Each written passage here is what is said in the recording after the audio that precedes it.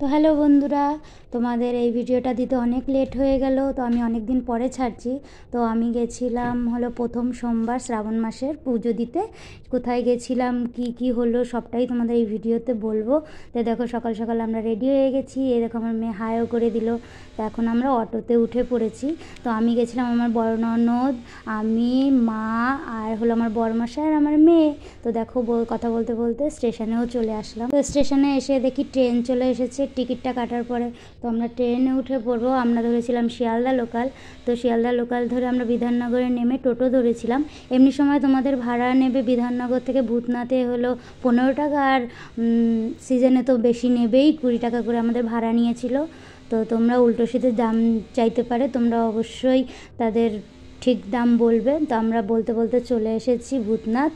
তো অটোতে আমাদের মাঝপথেই নামিয়ে দিয়েছে, অনেকটা হেঁটে আসতে হয়েছে। এই যে দেখো ভূতনাথে চলে এসেছি। এই যে সব দোকান, এখান থেকে তোমরা বাবার মাথায় জল ঢালার জন্য জল টল সব পেয়ে যাবে। তো আমরা দেখো এতটাই ভিড়, অনেকটাই ভিড় হয়ে গেছিলো। তো আমরা এই যে যাচ্ছি এখন দোকান ঠিকঠাক মতো খুঁজে, ঠিকঠাক মতো দামে।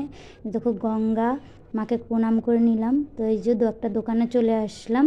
দোকানে চলে এসে আমরা একটা বাবার মাথায় জল ঢালার জন্য ঘটি নিয়ে নেবো। তো আমরা এখান থেকে নিয়েছিলাম হলো 20 টাকা করে। তোমরা যে যেভাবে পারো সেরকমই নেবে।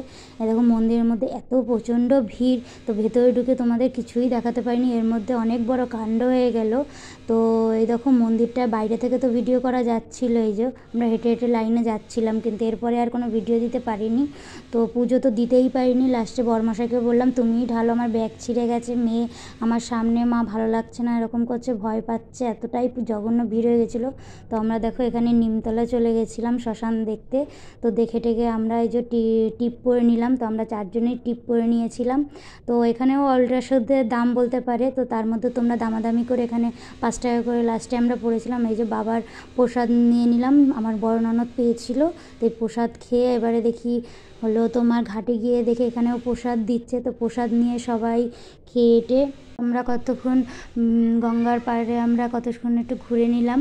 তাই দেখো সুন্দর লাগছে, এখানে আনন্দটাই আলাদা। তো এই যে সব কিছু ঘুরে টুরে নিলাম, একটু পাটা ধুয়েও নিলাম, একটু মাথায় ছিটিয়ে নিলাম মা গঙ্গা জল। তো শুদ্ধ হয়ে গেলাম এরকম একটা। তো ওই দেখো যাচ্ছে ফেরি, ফেরি ধরে তোমরা ওপারেও যেতে পারো। তো আমরা যাইনি, কারণ আমরা